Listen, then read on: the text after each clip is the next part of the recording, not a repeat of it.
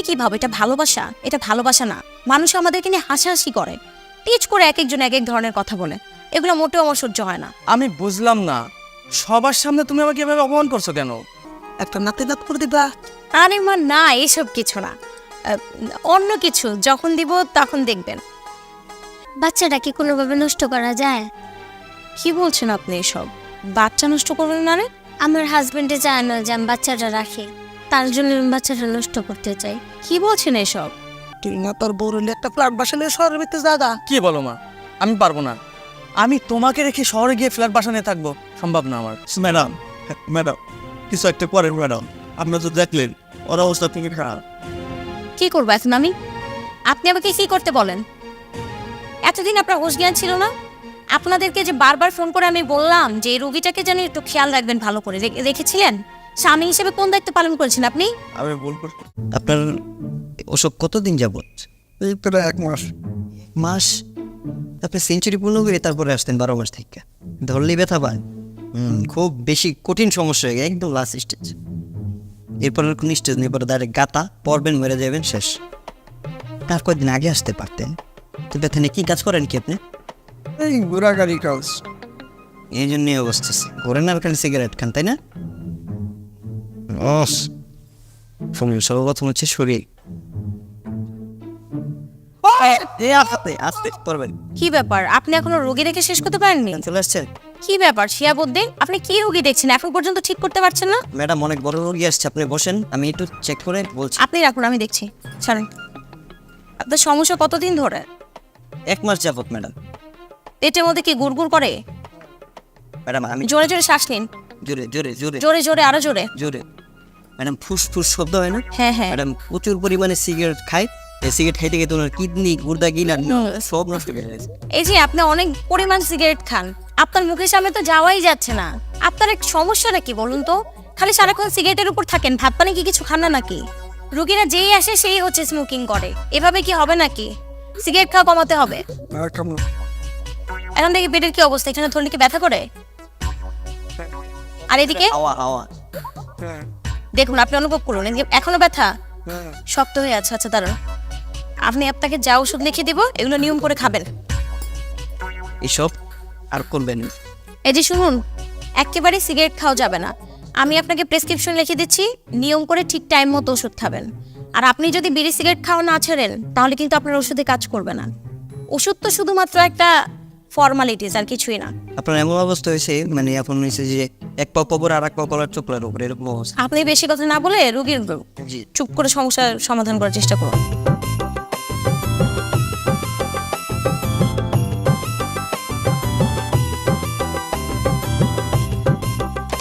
আপনাদেরকে বুঝিয়ে দেন, নেন। এই ওষুধগুলো আপনি ফার্মেসি থেকে নিয়ে নেবেন, আর একটা অবশ্যই ভিটামিনের ট্যাবলেট নেবেন। আপনার শরীরটা খুবই দুর্বল, ঠিক আছে? ঠিক আছে। সুন্দর মতন খাওয়া দাওয়া করবেন, সাবধানে চলবেন। আর যদি না কমে আবারও দেখাতে আসবেন, আস্তে আস্তে ধরে নামান। সাবধান। যেতে পারবেন? আপনিও আছেন, একটা রোগী ঠিক মতো দেখতে পারেন না, আপনি কি করতে আছেন বলুন তো আমাকে?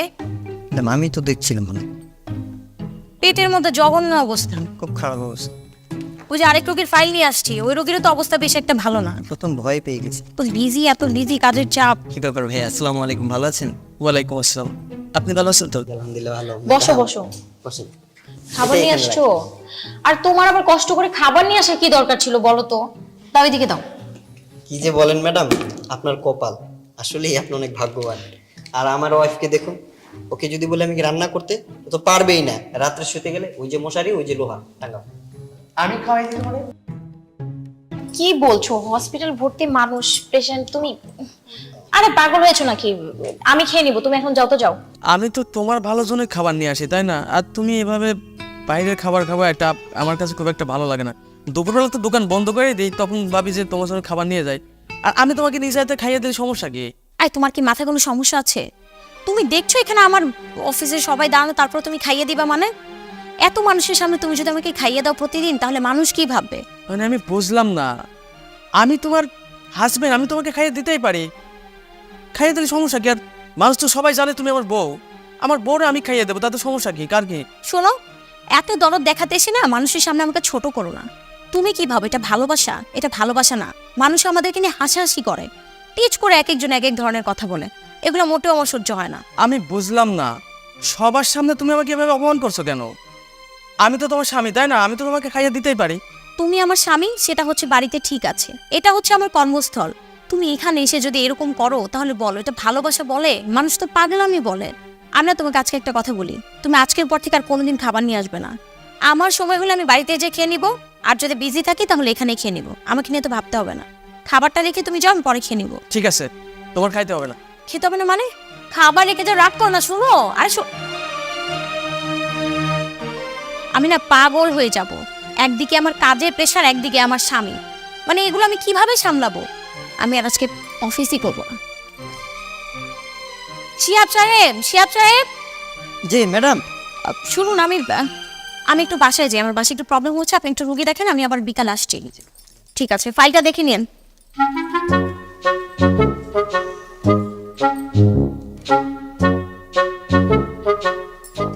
ইস, আমার বউটা যদি একদিন এরকম খাবার নিয়ে আসতো।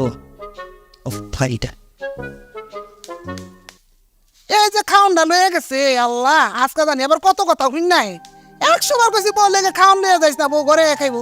কে শুনে কার কথা? খালি ও একলাই ওর বউরে ভালোবাসে, আর কেউ ভালোবাসে না। নাও ধরো। কিরে খাওন দিই খায় নাই? তোর আমি এত কইরা কইরে বাজান বাট্টা লয়ে যাইস না। বৌমা তো বিকালবেলা খাইবো, তুই কে লেগে লয়ে এসেছিস বাট্টা? কেন নিয়ে গেছে? দুপুরবেলা অনেক দিন হলো একসাথে বসে খাই না, তাই ভাবলাম দোকান বন্ধ করেছি, ভাতটা দিয়ে আসি, একসাথে বসে খাই। তুই তো বুঝোস, তুই ডাক্তার মানুষ। হ্যাঁ, মানুষে মন্দ কথা কয়। তুই লয়ে যাস কি করতে? মানুষ কয় না যে ডাক্তার আবার জামাই ভাত লইছে। হ্যাঁ, ওর লজ্জা পায় না? ভাত নিয়ে গেছে তো কি হয়েছে? আচ্ছা, ভাত নিয়ে গেছি ভালো কথা, সবার সামনে আমাকে অপমান করার কি দরকার ছিল? করছে তো ভালো করছে, কি করবো তাইলে? তুমি এভাবে চলে আসলে কেন? আমি বললাম খাবারটা রেখে যাও, আমি একটু পরে খেয়ে নিব। তুমি এভাবে বলছো আমাকে? সবার সামনে কেন অপমান করলে তুমি আমাকে? আমি তোমাকে অপমান করেছি বলো? আমি অপমান করিনি। ওই যে মানুষ দেখো না হাসাহাসি করে, তুমি আমার জন্য খাবার নিয়ে গেলে। এই তোর অপমান করছে, ভালো করছে। তোর তো আমিও ঘরেতে কয়ে দিলাম যে খাওয়ানটা লয়ে যাইস না, আর একটু পরে তো আই বলবো না আল্লাহ দেয়। আম্মা, আপনি ভুল বুঝছেন না, বিশ্বাস করেন আমি এরকম কোনো কিছু বলি নাই আপনার ছেলে। না রে বাবা, আমি তোমার ভুল বুঝি না। আমি তো জানি আমার পেটের পোলাটা কেমন। অনেক কথা হয়েছে। যা বাবা না খাই রয়েছে, আর তুইও সকালটা না খাই রয়েছ। ও না, খালি চাকরি করবার যাও, তোমার জামাই কিন্তু না খাইয়া থাকে। যাও দুজনে মিলে খাই লো। খাবো না আমি। যাও তো বোমা, যাও। কেমন লাগে আমার বলেন তো? সারাক্ষণ শুধু রাগ করে থাকে, বলেন তো কেমন লাগে? তুমি বুঝো, তোমার সংসার আমি আর কয়দিন।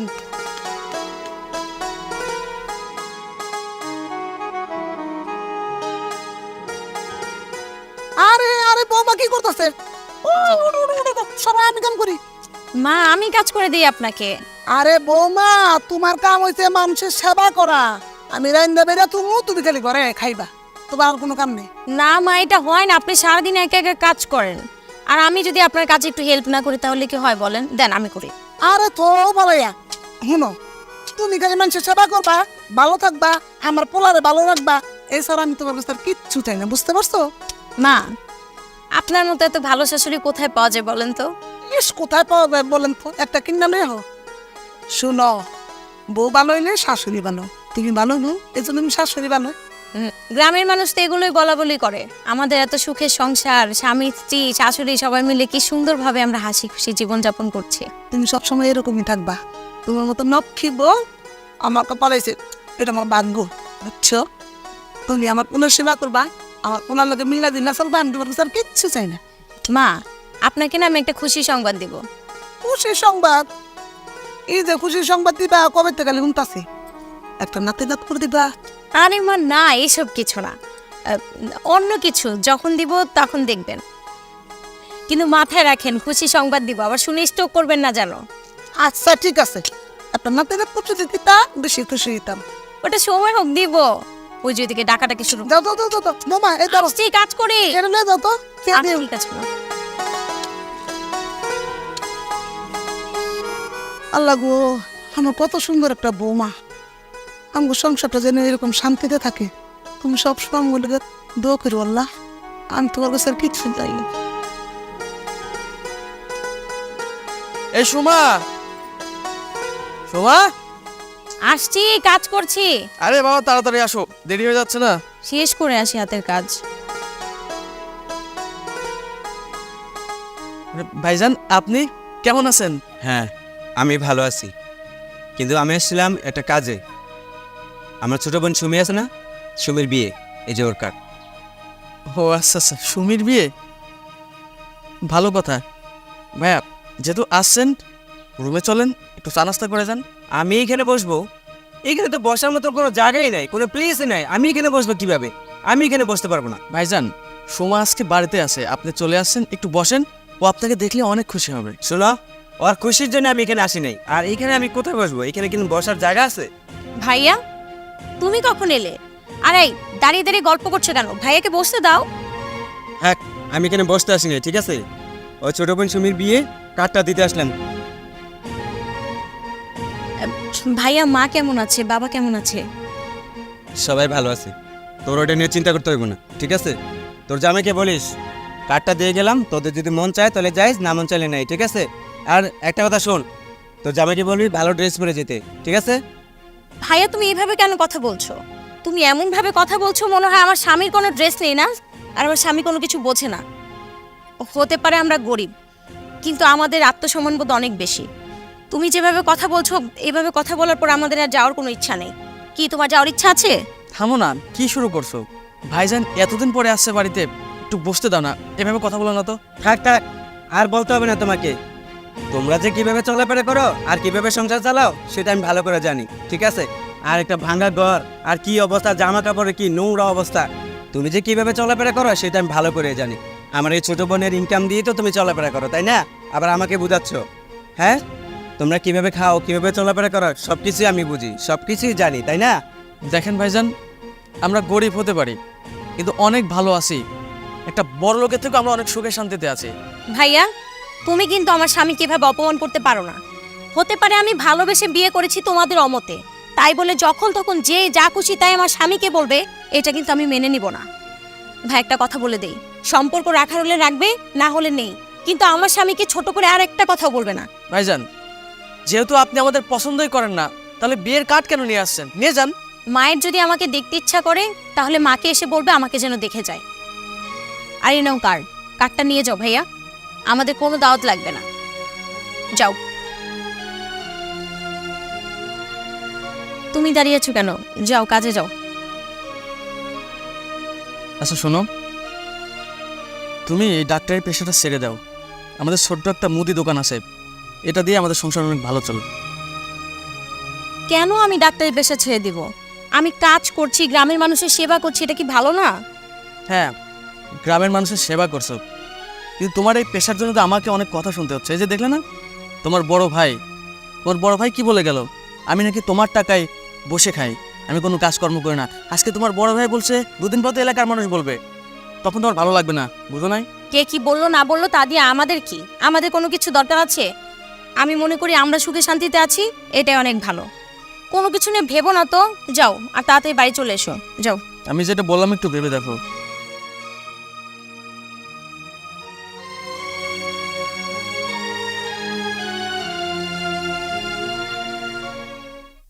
জোরে জোরে শ্বাস নিন, একটু জোরে জোরে।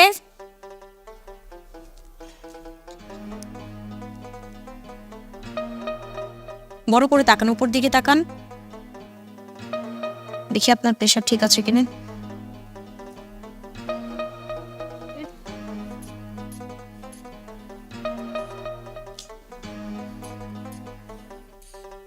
আপা আপনার প্রেশার তো একদমই লো। শিহাব ওনার হচ্ছে প্রেশার লো আছে, ঠিকমতো খাওয়া দাওয়া করেন না নাকি? এ সময় ঠিকমতো খাওয়া দাওয়া করতে হয়, নিজের যত্ন নিতে হয়। নিজের বাচ্চাকে যদি সুস্থভাবে পৃথিবীতে আনতে চান তাহলে নিজের একটু খেয়াল রাখতে হবে। আস্তে আস্তে আস্তে আস্তে উঠে বসুন। বিজয় সাহেব সবকিছু লিখেছেন? আপা আমি আপনাকে হচ্ছে প্রেসক্রিপশন লিখে দিচ্ছি, আপনি নিয়ম করে সবকিছু খেয়ে নেবেন আর নিজের খেয়াল রাখবেন। ওনার যে কন্ডিশন দেখছি, ওনার বাচ্চাটা খুব ভালোভাবেই পৃথিবীতে আসবে। ঠিকই বলেছেন। শুনুন আপা, আপনাকে যা যা লিখে দিচ্ছি তা তা নিয়ম করে খেয়ে নেবেন। ম্যাডাম আপনার সাথে আমার একটু কথা ছিল, পার্সোনাল। বলুন। পার্সোনাল কথা। ঠিক আছে চল বলুন, কোনো সমস্যা?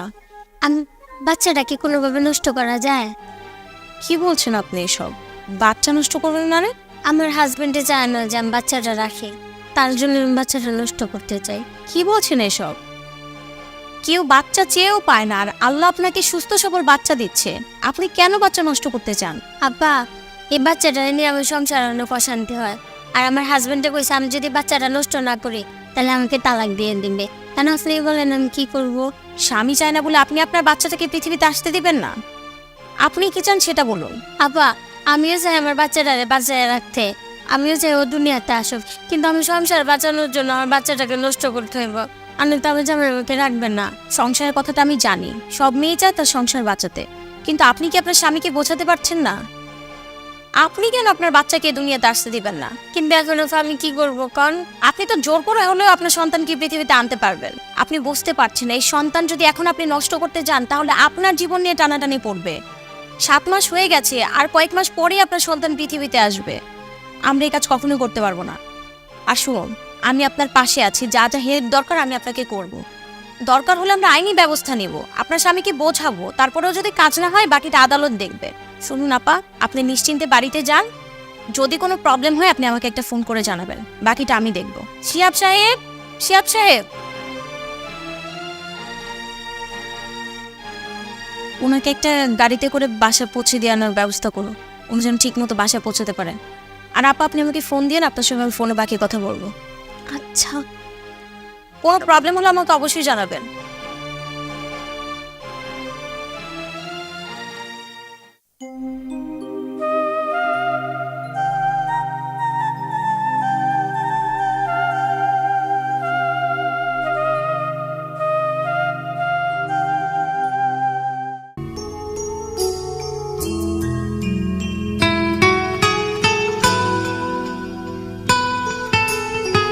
ব্যাপার সুমা ম্যাডাম, কি লাঞ্চ করবেন না? হ্যাঁ করবো, আপনি যে লাঞ্চটা করে ফেলেন, আমি পরে করব।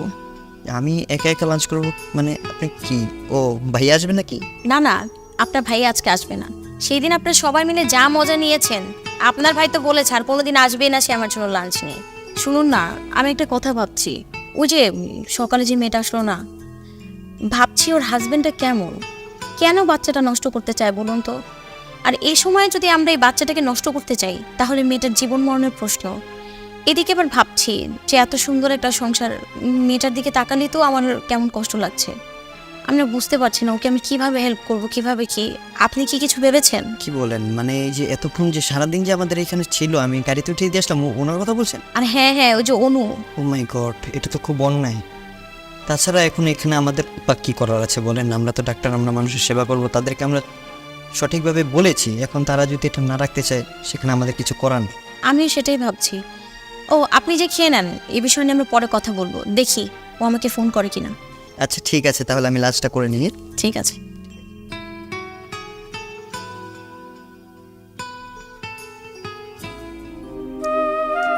মা গেল কোথায়? বাড়িতে কেউ নাই। এই যে, কোথায় গেছিলা? আরে একটু আরিফ গো বাসায় গেছিলাম। কেন? শুনে এলাম কি জানোস, আরিফের বউ আছে না, আরিফের সরে গেছে গা, ফ্ল্যাট বাসা লিছে বলে। বলো কি মা? আরিফের তো ওর মা ছাড়া কেউ নাই। ফ্ল্যাট বাসায় যদি ওর বউ আরও চলে যায় তাহলে ওর মা কার সাথে থাকবে? তাতে কি হয়েছে? মা কার সাথে থাকবো? সারাদিন মার এলে থাকবো না? বড় সুখ সুবিধা আছে না, এলে গেছে। ঠিক আছে, তাই বলে মাকে একা রেখে ফ্ল্যাট বাদ দে তো বাজান, তোর একটা কথা কইতে চাইতেছি। এই যে আরেকে জ্বর বউরে নিয়ে গেল গা, বউর সুখ সুবিধার একটা ব্যাপার আছে না, শিক্ষিত মানুষ। তোর বউ তো শিক্ষিত বাবা, ঠিক না? তোর বউরে নিয়ে একটা ফ্ল্যাট বাসা নিয়ে শহরের ভিতরে জায়গা। কি বলো মা? আমি পারবো না। আমি তোমাকে রেখে শহরে গিয়ে ফ্ল্যাট বাসা নিয়ে থাকবো, সম্ভব না আমার। এটা কোনো কথা হইলো? হ্যাঁ, আমি যাইতে পারবো না। যারা দুনিয়ার মানুষ আর মায়ের সারা থাকে না, আরিফের বউ গেছে গা, আরিফের মায় থাকবো না? হ্যাঁ আচ্ছা, আমি যদি শহরে গিয়ে থাকি তোমার বৌমার সাথে, তাহলে তোমার সাথে থাকবে কে? তোমার দেখাশোনা করবে কে? তুমি হঠাৎ করে যদি অসুস্থ হও তোমাকে দেখবে কে? পরের মাইয়া বাবা, ওর মনের দিকে একটু চাও। শিক্ষিত মানুষ এই বাঙ্গাচুরা ঘরে থাকতে পারে গো, ওর একটা ভালো পরিবেশের দরকার আছে না? তোমার বৌমা অনেক ভালো, ও এই পরিবেশে থাকতে পারবে। তুমি আর রিকোয়েস্ট করো না তো আমাকে। আরে বৌমা ভালো দেখে তো তোর আমি মজায় কইতাছি। শুন, তুই তোর ফুটা কইতে পারে না, কিন্তু মনের তো একটা ব্যাপার আছে, তুই একটু বুঝতে চেষ্টা কর বাবা। যা না বাবা, যা, বৌমার একটা ভালোবাসা দিয়ে থাক। আমি মাঝে মাঝে যাই থেকে এমন সমস্যা নাকি? আমি তোমাকে বলছি না, আমি তোমাকে ছাড়া অন্য কোথাও থাকতে পারবো না। এসব কথা বাদ দাও। আর বাড়ি থেকে না, আমি একটু হসপিটালে গেলাম, যাও। বাবা তুই একটু ঠান্ডা মাথায় বুঝতে চেষ্টা কর। আমি যেটা কইছি তুই বোমার পূজা দেখবি, বোমা রাজি হইছে। আর হুদায় রাখতে আইস না, পরের বেদিন একটু সুখের দরকার আছে, খালি রাখতে আয় মামা মামা করে।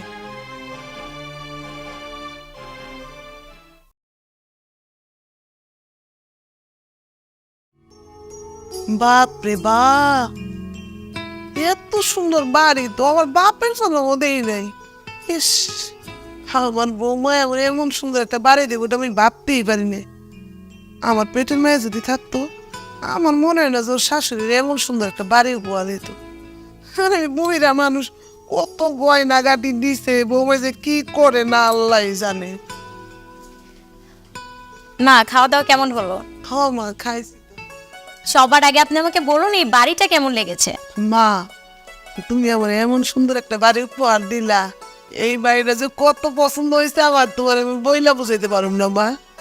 তোমার মতো বউ যদি সবার ঘরে ঘরে থাকতো না, তাহলে সব শাশুড়িরা শান্তি পেত। কি শাশুড়ি বউ মিলে কিসের আলোচনা হচ্ছে? হ্যাঁ, মাকে জিজ্ঞাসা করছিলাম মার এই বাড়িটা কেমন লেগেছে, পছন্দ হয়েছে কিনা। এই সময় আমার কে যেন ফোন করলো, মা একটু যাও তো। মনে হয় হসপিটাল থেকে। হ্যালো, ওই মহিলা আবার এসেছে? সিরিয়াস অবস্থা। আচ্ছা আপনি পাশে থাকুন, আমি আসছি। কি আর করবো, এখন আর কি করার আছে। আচ্ছা ঠিক আছে, রাখুন, আমি আসছি, এক্ষুনি আসছি, রাখুন। বৌমা, খুবই সমস্যা হয়নি তো? সমস্যা আছে মা। একটা মহিলা এসেছিল কিছুদিন আগে, মেয়েটা এসে বললো মেয়েটার বাচ্চাটা অ্যাবর্শন করাতে, কিন্তু ওর বাচ্চাটা ছিল 7 মাসের। ককি তুমি? মা আপনিই বলুন, 7 মাসের গর্ভ কি কখনো নষ্ট করা যায়? হায় হায় ককি, এরকম কাফের মানুষ অনেক দুনিয়াতে আছে। একটা বাচ্চা লেগে মানুষ কত কষ্ট করে, আর এই নষ্ট করে পারিব, তাও আবার 7 মাসের বাচ্চা। আসলে স্বামীটা নাকি ভালো না, মদ খায়, নেশা করে, জুয়া খেলে, আর ওকে সে বাড়িতে মারধর করে। আবার ওদের কোনো প্রিপারেশনই নেই এই বাচ্চা নিয়ে। এই বাচ্চা কিভাবে কি করবে না করবে ওরা কিছুই জানে না। আমি কি করব সেদিন বুঝতে পারিনি, আমি বুঝিয়ে সুঝে বাড়িতে পাঠিয়ে দিয়েছিলাম। আজকে নাকি ভর্তি হয়েছে, পেইন উঠেছে। মা আমি তাহলে একটু হসপিটালে যাই। সাবধানে যেতে পারবো তো? হ্যাঁ মা, আমি যেতে পারবো। তাহলে আমি যাই। আমি কি আসবো তোমার সাথে? না না, আসতে হবে না, তুমি মার খেয়াল রাখো, আমি যাই। আমি গেলাম। আচ্ছা আচ্ছা সাবধানে যাও। হ্যাঁ, মাইজান, দেখছিস কি বসে তো কথা কমরে হিংসা লাগে তার? হিংসা লাগবে কেন? তোমার বৌমা, তুমি কথা বলবা না? কিন্তু বাবা, বৌমা যেন এমন সুন্দর একটা বাড়ি উপহার দিব আমি তো ভাবতেই পারিনি। আমরা গরিব মানুষ, কোনোদিনও কল্পনা করিনি ওরকম ভাঙ্গা বাড়ি থুই মানে একটা রাজপ্রাসাদে আমি। তোর পছন্দ হয়েছে না? পছন্দ হবে না কেন? আমার পছন্দ বড় বিষয় না, আমার মায়ের যে বাড়িটা পছন্দ হয়েছে এটাতে আমি অনেক খুশি। এমন বউ পাওয়া চারটিখানির কথা না, এটা ভাগ্যর ব্যাপার, ভাগ্যর ব্যাপার। কিন্তু একটা জিনিস কিন্তু আমার ভালো লাগতেছে। কি? এই যে বৌমা এত বড় একটা ডাক্তার, কত পয়সা রোজগার করে, কি আলিশান বাড়ি উপহার দিল, এটা ঘুরে গেলে আমার কত গয়না গাটি দিছে। কিন্তু তুই কিন্তু বাবা তোর ব্যবসাটা ছাড়স নাই, ওইটা তুই ঠিকই ধরে রাখছিস। ব্যবসা আমি কেন ছাড়বো মা? এই ব্যবসা তো তুমি ছোটবেলা থেকে আমাকে শিখিয়েছো, এই ব্যবসাটা আমি ধরে রাখবো। হ্যাঁ বাবা, এটা তুই ধরে রাখবি। নিজের পুরুষের যদি বল না থাকে নিজের, তাহলে কি আর হয় ক? খাবার খাইছো কিছু? আরে খাইলাম না, কয়বার কস বৌমাই কয় তুই কস, আমি কি সারাদিন খেতে খেতে মরে যাবো নাকি? মা আমি একটু কল দিয়ে জিজ্ঞাসা করি কিছু বলো। ও জিজ্ঞেস করতো। তুমি থাকো, ঘুমাও। হ্যাঁ, বাবা দরকার পড়লে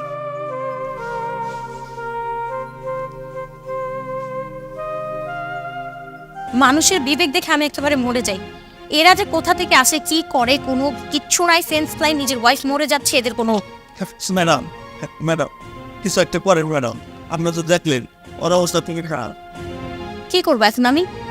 আপনি আমাকে কি করতে বলেন? এতদিন আপনার হোশ জ্ঞান ছিল না?